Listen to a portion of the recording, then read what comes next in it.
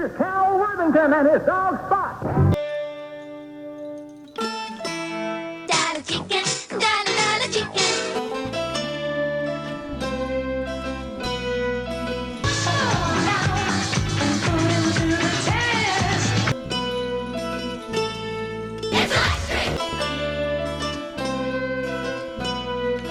Isn't it time you shopped at Levine's? Doing the freak.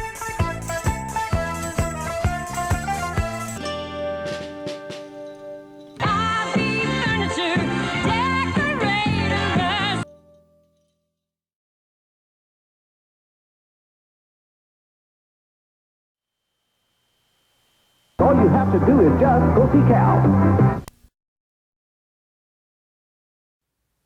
And welcome to probably the least turkey-filled archive Thanksgiving episode to date.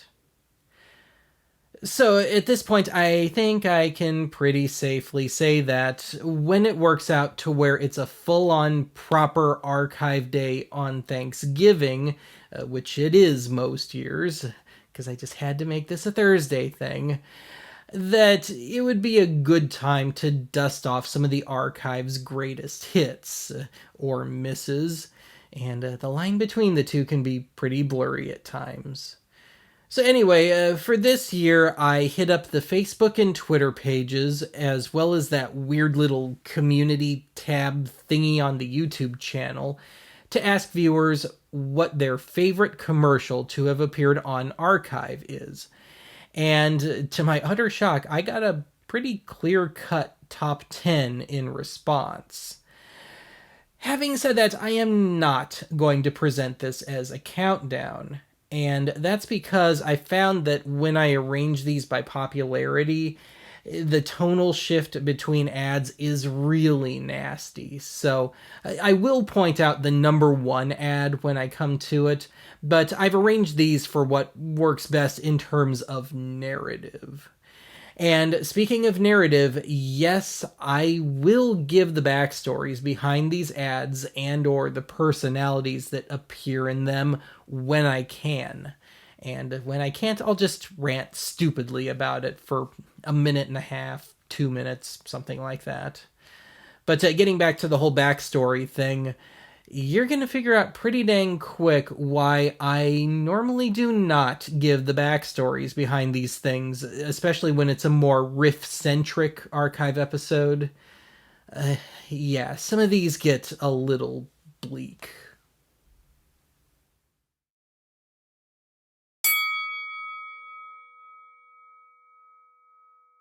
People say that I'm a genius, but I'm not smarter than anybody. I'm only a lucky boy who found a genius money-making system. In the name of a reasonably linear episode, I wound up disqualifying all infomercials, PSAs, and my own commercial parodies. Everything had to be of a standard length, as in fits into a normal commercial break during a show, and has to advertise a product, service, or retailer. Look at it this way. All that other stuff will give me fodder for future Thanksgiving episodes. I have everything I ever wanted. You can do the same thing too. If you know my technique to make a fortune, you don't need a credit, you don't need money, you don't even need a college degree to get started. If you don't buy an X-Lounge suite from me, you need your head read. Don't hop around talking to parrot-like salesmen who don't speak your language on price. While there's a good amount of overlap between my favorites and the viewer favorites, there were a few of my own favorites that only got 1 or 2 votes, or none at all. Any notes I have on these honorable mentions will be made in text form. You can always get a good meal at the Ohio 7037 truck stop. They never close. Order breakfast anytime or try their delicious homemade meatloaf, salad bar, or the new mini meal for the light appetite. Anything you wanted to watch, whenever. Now, when you scan the skies and the channels are scrambled, it may seem like you need 7 different descrambler boxes to get 7 different channels. Well, American Ecstasy realizes that the home dish industry is accepting a standard. The Video Cipher 2 Descrambler. So American Triple Ecstasy will soon be available to all Video Cipher owners. Greyhound Motors, Blue Ribbon Service. We're getting better all the time. Greyhound Motors, friendly attention. We guarantee you peace of mind. Here's Cal Worthington and his dog Spot. Never worry, never sweat, Cozy Cal. He's a guy you won't forget, Cozy Cal. Let's start with a couple of series of ads that have already gotten plenty of archive airtime. Cal Worthington and his Ford and Dodge dealerships, and not to mention his ever-changing dog, Spot, have appeared on archive at least 3 times to date, with at least as many individual ads. Despite this, I've never really talked about the man himself, so let me try and briefly fill you in. Calvin Coolidge Worthington, or Cal Worthington, served in the Army Air Corps, later folded into the Air Force, during World War II. During his time in the service, Worthington did see some combat, but mostly trained other pilots and specialized in stunt flying, or aerobatics. After the war, Worthington's ambition was to become a commercial airline pilot, but his lack of a college degree, despite the GI Bill, put the kibosh on that. After trying and failing to run his own gas station, Worthington got his hands on a few cheap used cars, which he was able to sell at a profit. From there, Worthington turned over some more cars and eventually built a dealership out of it, selling not just used cars, but new Hudsons, and of course, ultimately, Fords and Dodges. I want to. Heck, I could sell you a car for $1 down, $1 a month, and give you 1,000 years to pay if I want to. We've got good financing. If you've got good credit, I will tailor the deal. I will tailor the deals to suit you. Worthington took to television very quickly, sponsoring a local weekend country music show on KTLA, which was ultimately branded Cal's Corral. Cal's Corral ended in the early 60s, at which point Worthington adopted his California cowboy persona and began routinely making his own commercials. In response to the Ralph Williams dealership ads of this period, featuring Storm the dog, Worthington added his own quote-unquote dog to his ads, the ever-changing Spot. It must have worked to some degree, because at his peak, Worthington was turning over more than $300 million a year in cars, and Worthington owned dealerships all the way up the West Coast, plus another dealership in Anchorage, Alaska. Worthington phased out Spot by the end of the 80s, but continued appearing in his own ads until his death in 2013 at the age of 92. 50 crew cab, 10,000 off. New Ford Flex, 9,000 off. New Ford Edge, 8,000 off.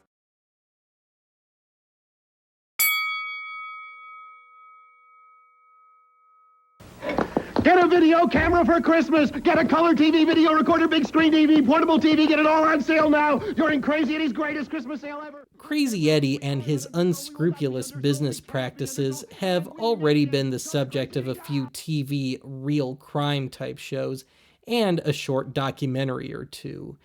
So let's confine things to just their ads. In 1971, the small, family-owned Brooklyn electronics store Sight and Sound was rechristened Crazy Eddie after part owner Eddie Antar's aggressive business tactics.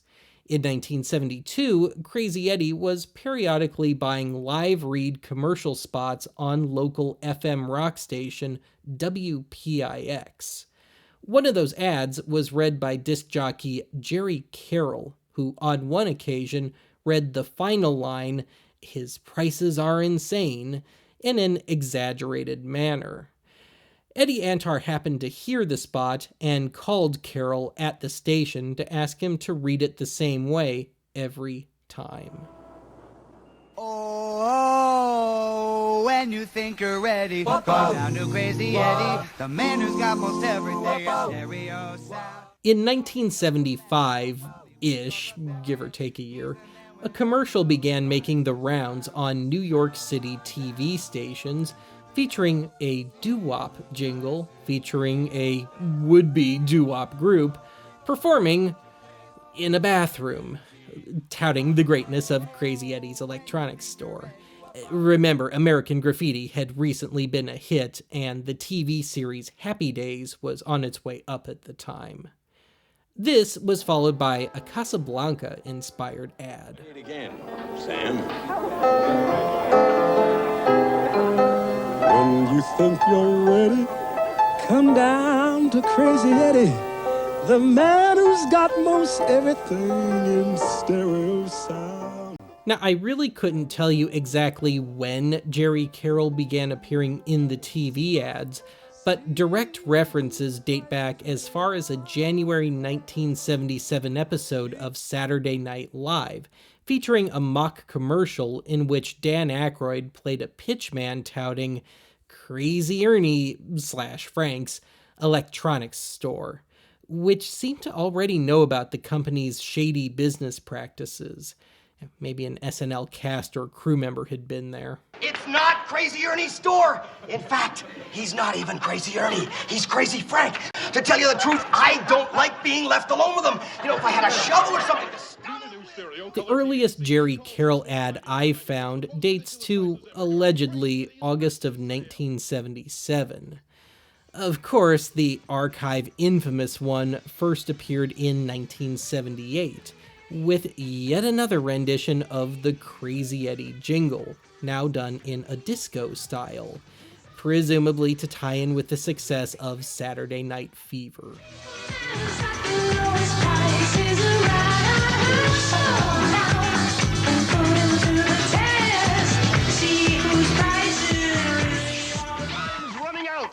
Greatest sales event in Crazy Eddie history. That's right. You've only got till Sunday to take advantage of savings of up to 70%.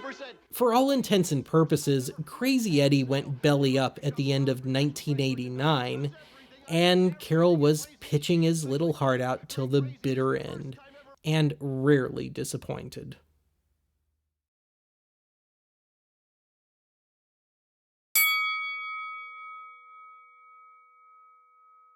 Feeling kind of peckish?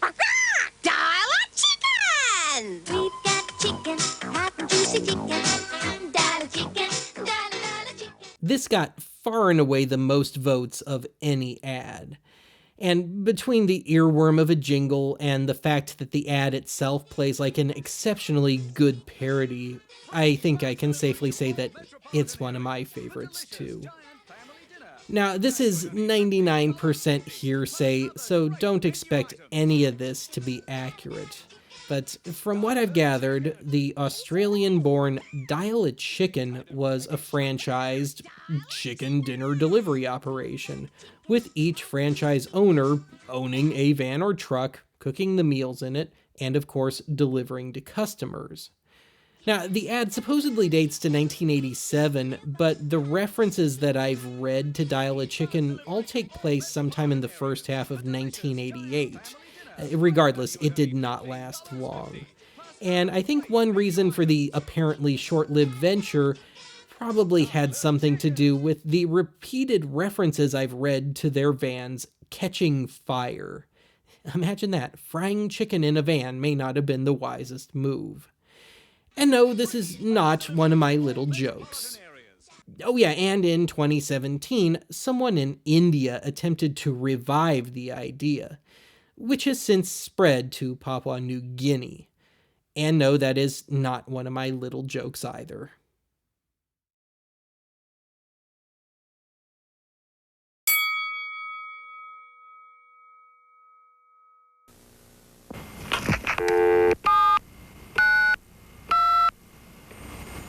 Hello, is this 1976 Psych?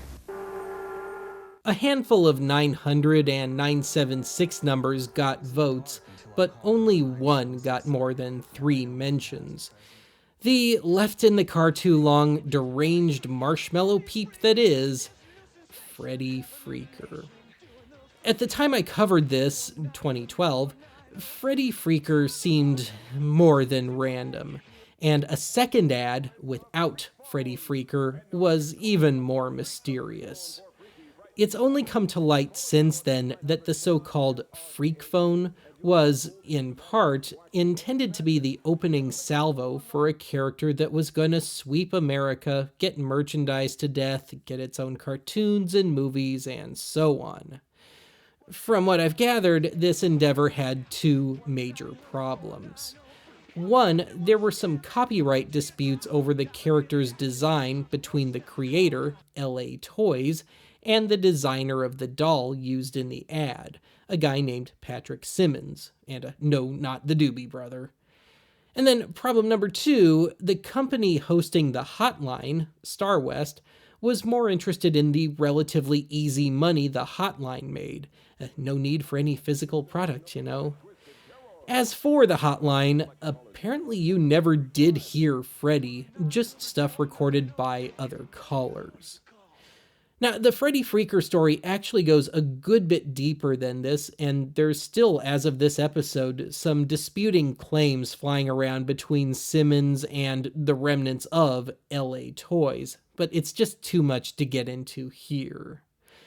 The last anyone heard of Freddy Freaker was in 2018 and 19, when a short run of Freddy Freaker dolls and shirts and stuff were made.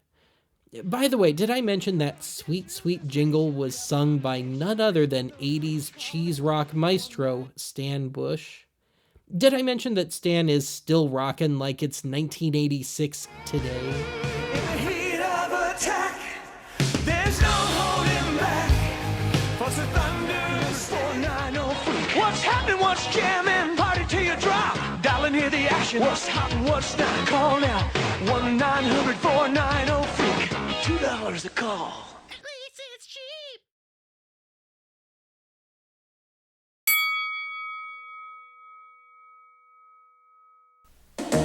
Oh, jeez, what a day. Oh, I bet mine was worse. Oh, hey, we forgot to return the video we rented last night. Well, the viewers specifically chose the feet ad, but I love this series of two ads, enough to cover them in one shot.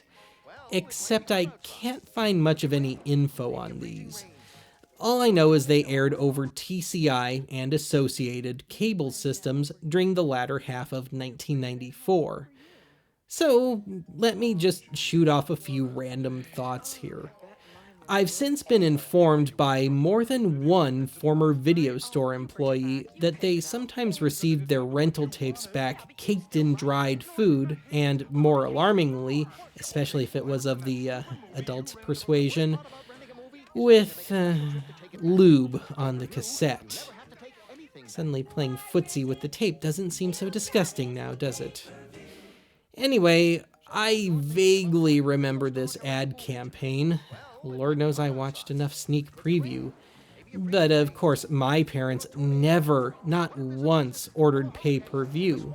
But I did have one observation back then, and I guess I already had a bit of pirate in me back then. I knew it was $2.99 plus tax to rent a new release from Blockbuster back then, and that some movies were only $2.95 plus tax to order on pay-per-view. I think most of us kept at least a blank tape around at the time, which begged the question that I ultimately dropped in the sneak preview episode where this first appeared: why rent it, just tape it, off pay-per-view? And of course, if you were dumb enough to order a wrestling event at around $30 a pop, I would hope you taped it. For that kind of money, you deserved a souvenir. There are nights when you really hate to go out. Relax. With pay-per-view, you've got the hottest movies delivered to your home. All you have to do is call. Why rent it? You've got it. Pay-per-view.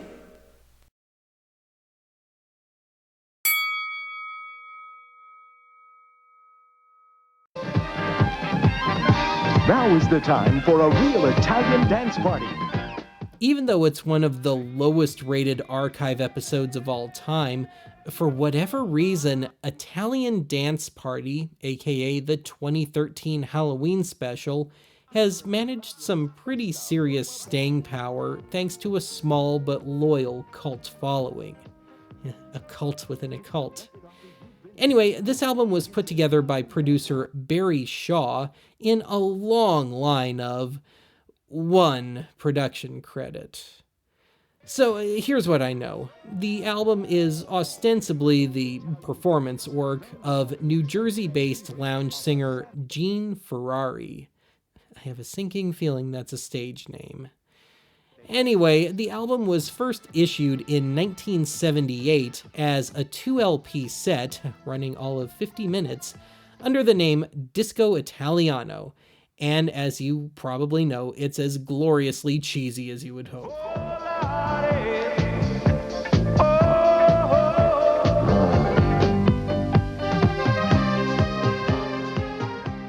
In 1983, Barry Shaw reissued the album as a single LP, No Songs Are Lost, under the title Italian Dance Party. While I have yet to find the original 1978 cut of the commercial for this one, it doesn't really matter. Half the fun of the ad stems from the hastily doctored copy of the album artwork and the blotted out lower third on-screen text. I've done a little detective work, read a Google search, and tracked down Gene Ferrari. He appears to be more or less retired at this point. It turns out he was a fairly popular lounge singer in the Northeast of the Peter Lemon Jello mold, albeit one whose discography hasn't been listed on Discogs yet as of November 2021. It appears that Ferrari ultimately found his way into the Las Vegas supper club scene and was semi-regularly performing as late as the fall of 2019. The most recent footage I found of Ferrari performing was pretty depressing. He wasn't looking too good. His once mighty voice was reduced to a rangeless warble, and the band was clearly a pickup band that was haphazardly sight-reading the songs. On a happier note, to my absolute shock, an unfortunately edited version of Disco Italiano has been reissued as a download. Now, if you'll excuse me, I'm about to black out, awaken a trance, and probably go out and blindly swing around a butcher knife. My friend, hello. Just call to let you know.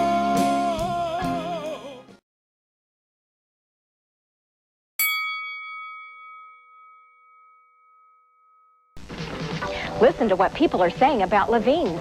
Prices are great. This one stands as the only true beautiful downtown Aurora ad to ever appear on Archive, to date anyway.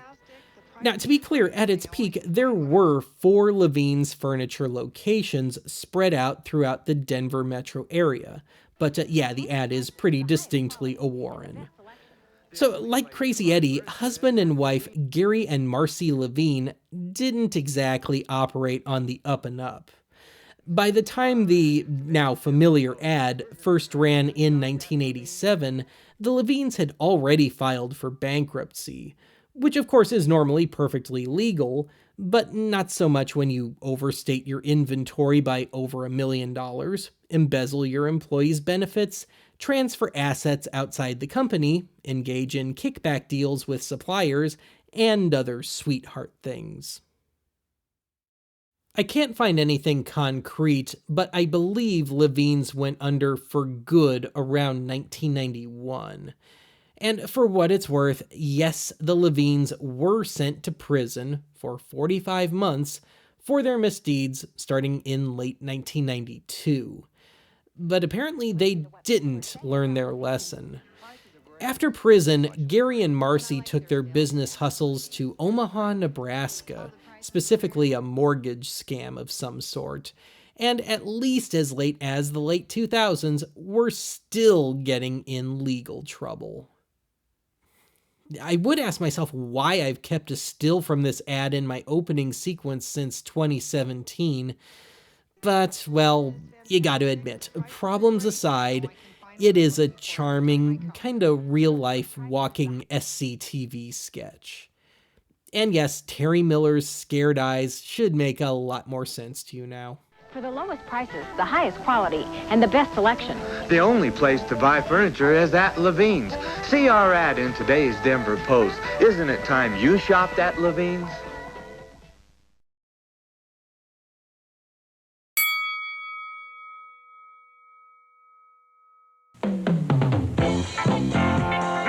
When your furniture needs a change or two, RB Furniture will show you something new. Since we're already on the subject of furniture, let's roll with it for one more ad. Now, Irvine, California-based RB Furniture was no stranger to oddball ads, like this one from 1970, featuring no furniture. But of course, the famous one is the big, splashy, and disco-fied one from 1979 or 80, featuring Ralna English, formerly one half of Guy and Ralna, who appeared on The Lawrence Welk Show for over a decade and netted a mid-charting country album along the way. Admittedly, I had never heard of her prior to this ad's appearance on Archive, perhaps due to a lifelong allergy to Lawrence Welk. I just knew that furniture store jingles don't deserve that level of enthusiasm. And when I later found out that Ralna English was seriously trying to suppress her pretty thick Texas accent here, it made the ad that much sweeter to me. Anyway, like most of the local ads seen on Archive, a great commercial didn't save the store. The last location of RB Furniture folded around 1992. Conversely, Ralna is still alive, kicking, and active.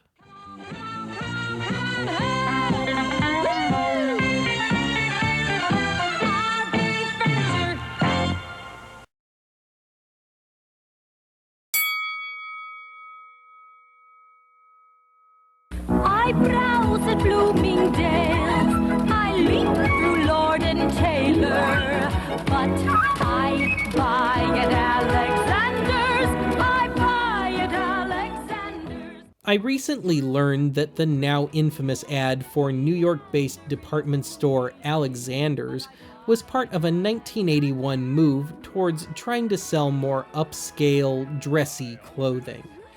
I had absolutely no idea that Alexander's specialized in casual clothing up until that point. Having said that, the ad sure makes a lot more sense now.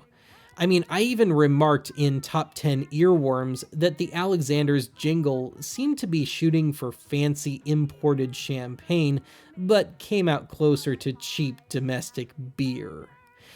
Perhaps unsurprisingly, the move towards more upscale shopping didn't work.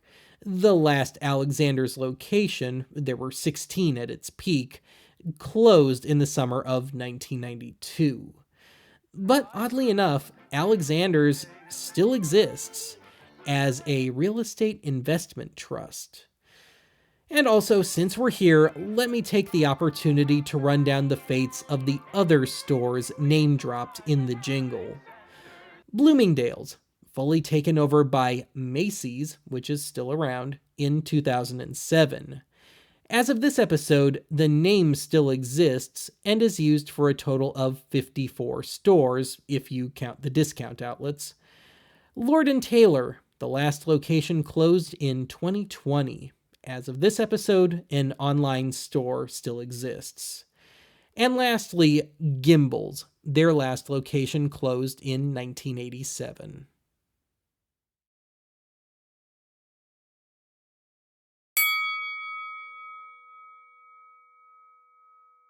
You gotta see it. It's electric.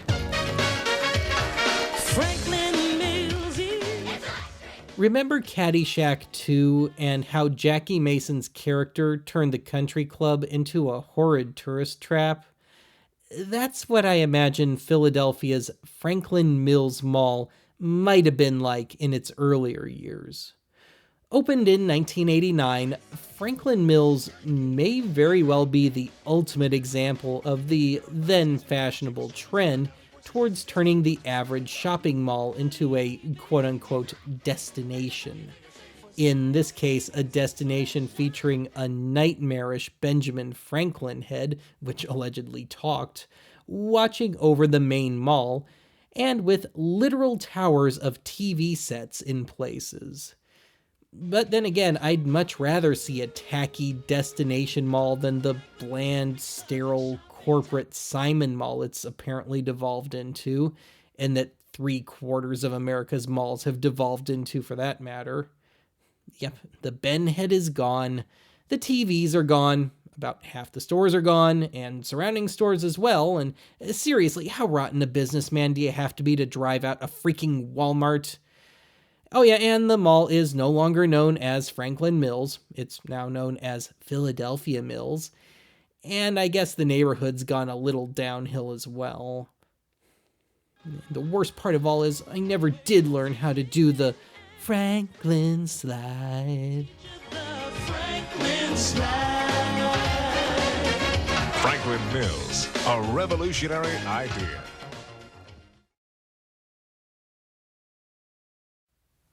Well, that's it for today's archive. Join me next time when I report to you live from a hospital bed, where I'm recovering from Black Friday sale shopping-induced injuries. It's the American way. Eddie Bauer finally spacing fun with Chico's children's outlet deli. He's a guy you won't forget. Big Ben and his friends.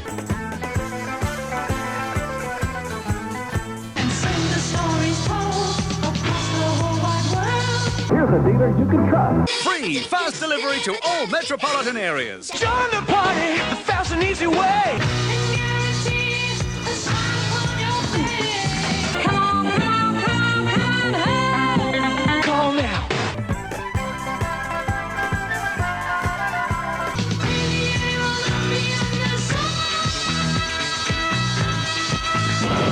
Kool-Aid and Eddie Fever. Catch it. $2 a call.